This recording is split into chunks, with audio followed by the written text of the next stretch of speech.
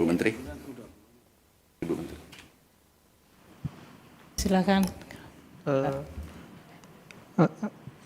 Izin bertanya, saya Akbar dari Bisnis Indonesia. Sebelumnya kan Pak Menko Airlangga mengatakan bahwa ada 6 paket insentif yang belum disampaikan tadi. Kan tadi disampaikan ada 5, yang belum disampaikan itu ada diskon tarif listrik sebesar 50% kepada 79,3 juta rumah tangga. Yep. Itu kenapa jadi tidak ada, Bu? Apakah ada pertimbangan tertentu mengapa diskon tarif listrik ini akhirnya tidak dilakukan? Terima kasih. Kita sudah rapat di antara para menteri dan untuk pelaksanaan diskon listrik ternyata untuk kebutuhan atau proses penganggarannya jauh lebih lambat. Sehingga kalau kita tujuannya adalah Juni dan Juli, kita memutuskan tidak bisa dijalankan. Sehingga yang itu digantikan menjadi bantuan subsidi upah. Jadi kalau kita lihat waktu desain awal untuk subsidi upah, itu masih ada pertanyaan mengenai target grupnya, karena waktu ini kan bantuan subsidi upah pernah dilakukan pada masa COVID. Waktu itu data di BPJS masih perlu untuk dibersihkan, sama seperti tadi data Zen. Dan sekarang karena BPJS Tenaga Kerja datanya sudah clean untuk betul-betul pekerja yang di bawah 3,5 juta, dan sudah siap, maka kita memutuskan dengan kesiapan data, kecepatan program, kita mentargetkan untuk bantuan subsidi upah. Ya. Siap. Terima kasih Bu. Saya Emir Bu dari CNBC Indonesia.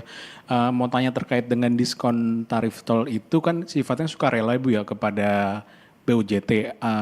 Apakah udah dikomunikasikan dengan BUJT untuk menjalankan diskon tarif tol ini, dan apakah ada penolakan ya Bu dari BUJT sendiri melihat sifatnya sendiri ini kan sukarela, sementara saat ini juga banyak badan usaha jalan tol yang keuangannya berat gitu. Terus terkait dengan untuk apakah nanti akan ada insentif langsung untuk bagi yang terkena PHK Bu, melihat banyak fenomena sekarang ini yang banyak PHK yang terjadi gitu. Terima kasih.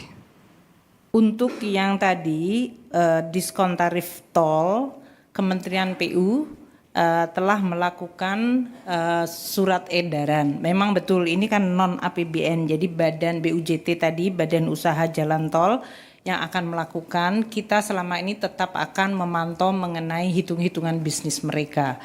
Jadi dalam hal ini nanti kita juga akan perhatikan apakah dengan adanya diskon ini viability-nya dari bisnis jalan tol mereka masih tetap baik, dan kalau seandainya mereka mengalami hal-hal yang sifatnya dampak negatif, itu langkah apa yang akan dilakukan. Namun kita sudah melakukan beberapa kali, rasanya tetap bisa dijalankan dengan baik. Yang kedua tadi apa pertanyaannya? Oh, untuk yang PHK. Ya tadi memang yang berhubungan dengan pekerja di industri yang labor intensif yang kita berikan adalah kemungkinan kalau terjadi kehilangan pekerjaan, mereka mendapatkan jaminan kehilangan pekerjaan.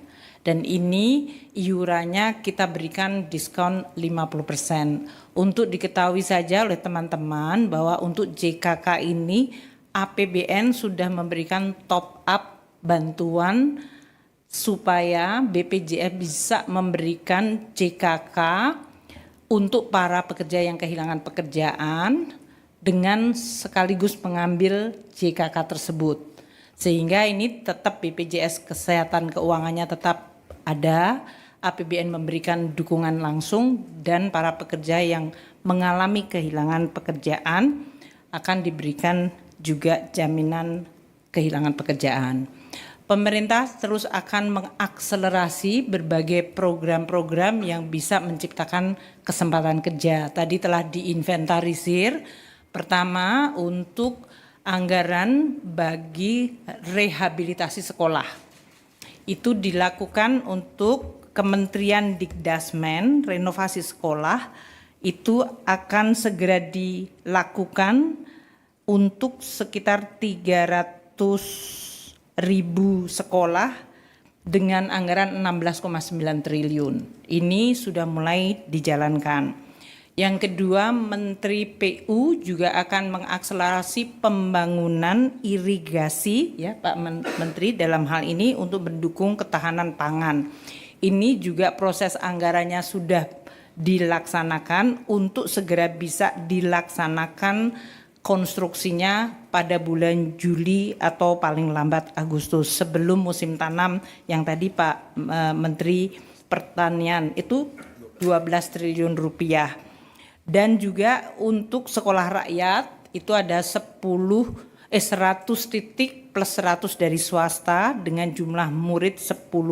Ini di luar yang tadi saya sudah sampaikan mengenai Koperasi Merah Putih, kemudian program untuk akselerasi pembangunan dan kepemilikan perumahan untuk masyarakat berpendapatan rendah, yaitu 2 juta upgrading rumah plus 350 FLPP untuk masyarakat berpendapatan rendah.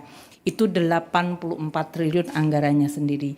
Jadi banyak program yang dibiayai APBN langsung yang diharapkan bisa memberikan kesempatan kerja kepada masyarakat yang ini diharapkan bisa menurunkan berbagai ekses dari persaingan di tingkat global terutama untuk industri padat karya. Mungkin itu ya. Terima kasih semuanya. Udah banyak.